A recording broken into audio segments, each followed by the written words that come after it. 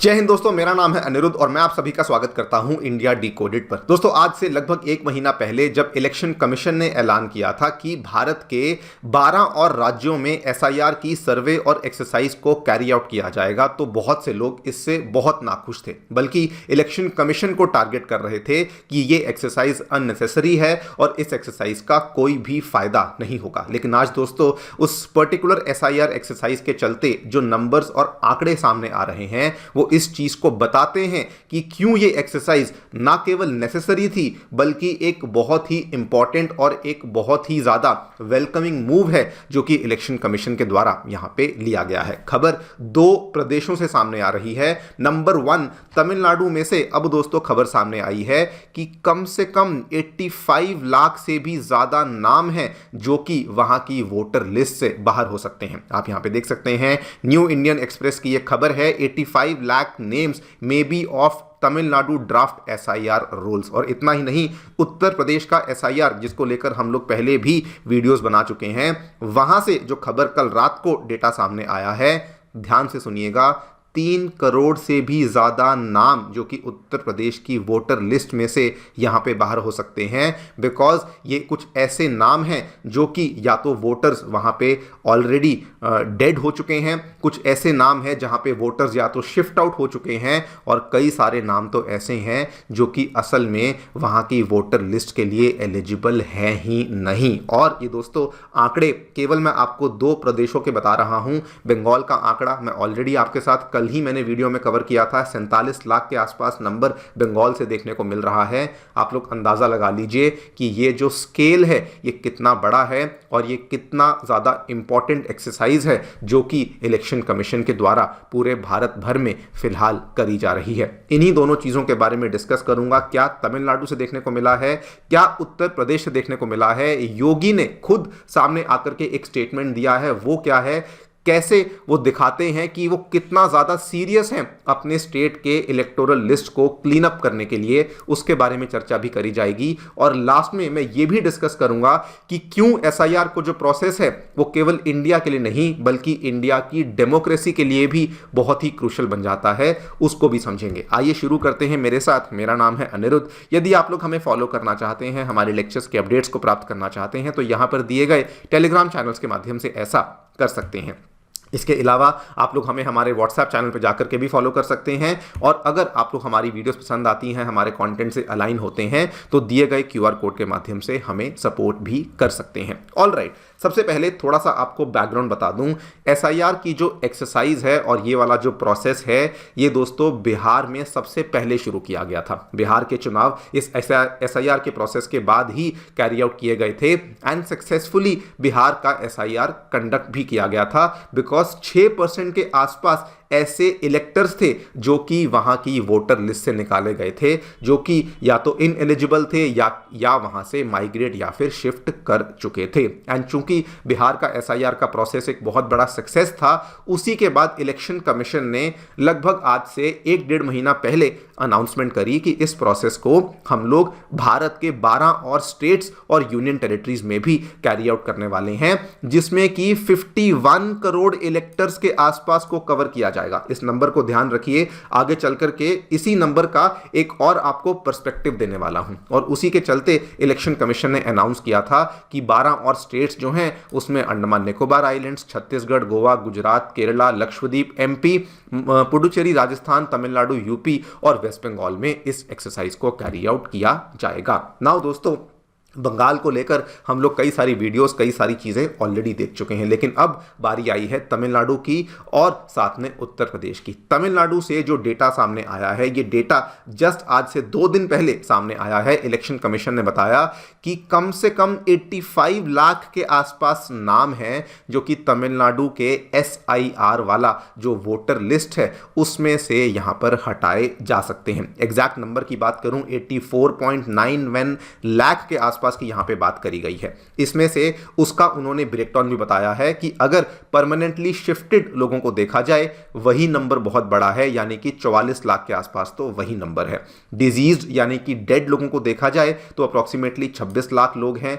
Absent यानी कि जो अभी स्टेट में है ही नहीं, उन लोगों को देखा जाए वो 10.73 लाख के आसपास है, और ऑलरेडी एनरोल्ड या फिर डुप्लीकेट देखा जाए तो वो अप्रॉक्सीमेटली 3.5 लाख के आसपास हमें देखने को मिल जाता है। और दोस्तों, अगर ये आंकड़ा आपको बड़ा नहीं लग रहा तो let me just give you a perspective. जो टोटल तमिलनाडु स्टेट की इलेक्टोरल लिस्ट है, जो टोटल तमिलनाडु स्टेट की वोटर लिस्ट है, वो केवल 6.41 करोड़ के आसपास की है। अब देखिए, उसमें अगर आप 84-85 लाख के नंबर को देखेंगे तो ये 13% के आसपास की ऐसे लोग हैं जो कि कायदे से वोटर लिस्ट के अंदर जिनका नाम होना ही नहीं चाहिए। अगर अभी भी आपको ये फिगर डराने वाली नहीं लग रही दोस्तों, 13% आउट ऑफ 100, इसका मतलब ये है कि हर 8 में से एक वोटर ऐसा है जो कि इनएलिजिबल है, किसी भी कारण से वो ऐसा वोटर है जिसको कि उस वोटिंग प्रोसेस में हिस्सा नहीं लेना चाहिए। This is the scale of SIR जो कि अब हमें तमिलनाडु में से देखने को मिला है। और इसमें भी इलेक्शन कमीशन ने कुछ और एक बहुत इंटरेस्टिंग आंकड़े को शेयर किया। उसने बताया कि SIR के जो फॉर्म्स जो कि तमिलनाडु के पूरे प्रदेश में बांटे गए, उसमें मैक्सिमम ऐसी 2 डिस्ट्रिक्ट्स जहां से मैक्सिमम फॉर्म्स वापस नहीं आए, वो कौन सी डिस्ट्रिक्ट्स हैं? एक तो चेन्नई की डिस्ट्रिक्ट है जहां पर 31% के आसपास फॉर्म्स वापस आए ही नहीं, मतलब लोगों को दिए गए लेकिन लोगों ने उन फॉर्म्स को या तो भरा नहीं या फिर लोगों ने उन फॉर्म्स को सबमिट नहीं किया। और अब नहीं किया तो कब करेंगे? बिकॉज डेट्स जो हैं वो बिल्कुल नजदीक आ चुकी हैं। 10 या 11 दिसंबर की आखिरी डेट है। और चेन्नई में टोटल जो इलेक्टर्स हैं 40 लाख के आसपास हैं, 30% लोगों ने वापस नहीं दिया, मतलब कि 12 लाख के आसपास ऐसे लोग हैं जो कि शायद वहां पे बिलोंग नहीं करते हैं, शायद वहां पे एलिजिबल वोटर भी नहीं है। उसके साथ ही एक और डिस्ट्रिक्ट है which goes by the name of Chengalpattu, जो कि अगेन चेन्नई के बगल में है। वहां पर यह आंकड़ा 21% का है, यानी कि वहां पर भी ये नंबर बहुत ज्यादा बड़ा है। और दोस्तों, ये नंबर क्यों बहुत मैटर करता है?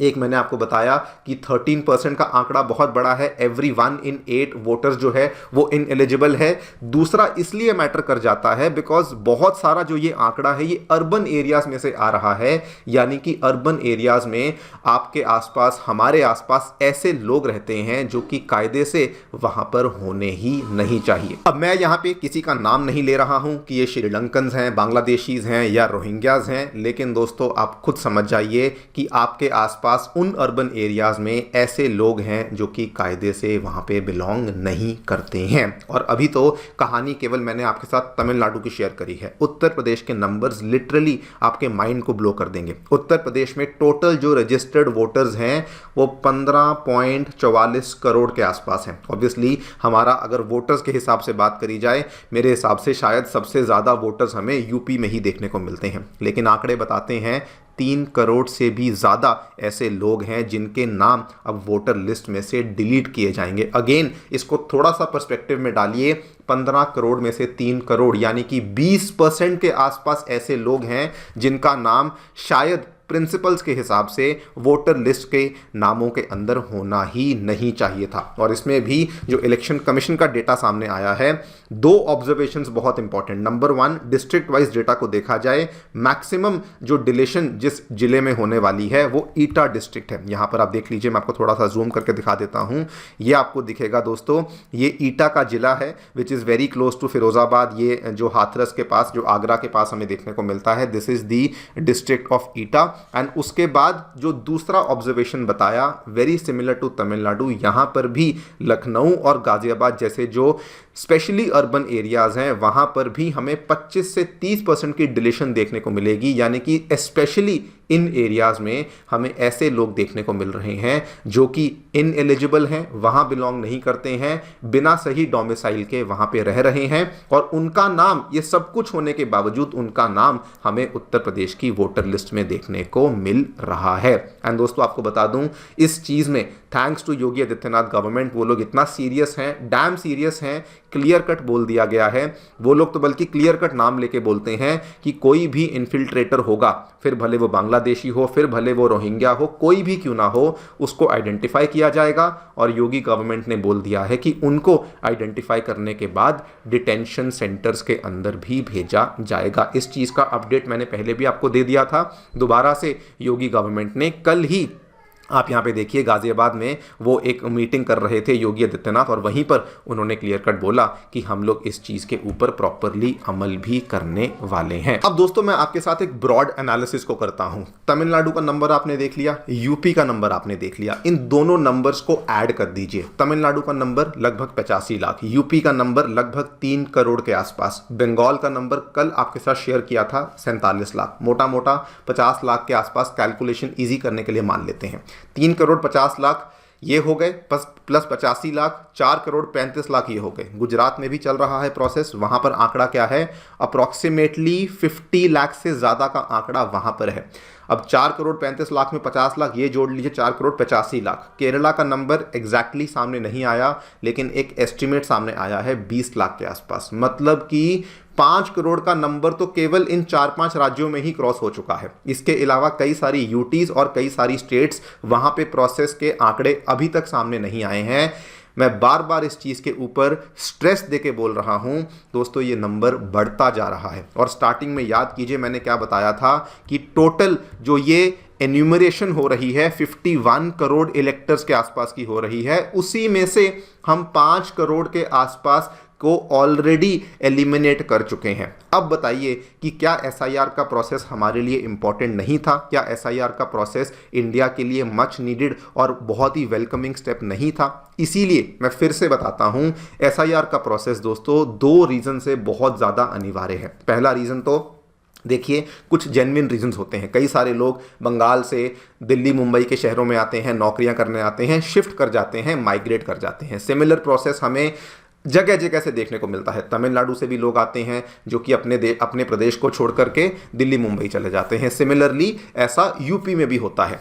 लेकिन इसके अलावा जो ज़्यादा बड़ा रीज़न जिसकी वजह से एसआईआर बहुत क्रूशल बन जाता है वो है डुप्लीकेट वोटिंग। कई सारे बाहर के लोग आते हैं जो कि कायदे से वहाँ बिलोंग नहीं करते, सिटीजन्स नहीं होते एंड एलिजिबल नहीं होते, लेकिन वो गलत डॉक्यूमेंट्स के बेस पर अपने आप को रजिस्टर करवाते हैं और उसके बेस पे हमारी वोटर लिस्ट में अपने आप को एनरोल करवा लेते हैं। उन लोगों को एलिमिनेट करने के लिए ये एसआईआर का प्रोसेस हमारी डेमोक्रेसी के लिए एक बहुत ही क्रूशल प्रोसेस बन जाता है। एक और रीज़न जो कि ऐड करना चाहूँगा, एसआईआर के प्रोसेस को बाईपास करने के लिए भी तरीके शुरू हो चुके हैं। मैंने कल की वीडियो में डिस्कस किया था कैसे बंगाल में कई सारे पोलिंग बूथ्स ऐसे हैं जहां पर ऐसे केसेस देखने को मिल रहे हैं कि कोई भी प्रॉब्लम है ही नहीं। मतलब कि 100 के 100% लोग ऐसे हैं जो कि एलिजिबल हैं। कोई वहाँ पे किसी की डेथ नहीं हुई, कोई वहाँ पे शिफ्ट नहीं किया, कोई माइग्रेट नहीं किया। 3 बंगाल के गांव ऐसे सामने आए थे जहां पर कंप्लीटली वोटर लिस्ट चेंज हो गई है 2002 से लेकर 2025 के बीच में। मतलब कि डेफिनेटली कुछ ना कुछ फिशी चल रहा है। इसलिए भी एसआईआर का प्रोसेस बहुत इंपॉर्टेंट है। हालांकि इलेक्शन कमीशन वहां पर पूरे करेक्टिव स्टेप्स ले रही है। यहां पर आप देखिए, बंगाल में उन्होंने 5 सीनियर आईएएस ऑफिसर्स को स्पेशल रोल ऑब्जर्वर्स के रूप पे डिप्लॉय किया है। ये कल की ही खबर है, बिकॉज इस तरह के प्रोसेसेस भी हो रहे हैं। बट आई थिंक ये एसआईआर का process, this is a major clean up operation जो कि बहुत पहले होना चाहिए था, अब हो रहा है। और अब डेफिनेटली हमें, आपको, हम सभी को इस प्रोसेस को सपोर्ट करना चाहिए। दोस्तों अपना राय, अपनी कमेंट मुझे डेफिनेटली बताएं कमेंट सेक्शन में। मेरी तरफ से फिलहाल के लिए वीडियो में इतना ही। Thank you so much for listening. Stay tuned and stay safe.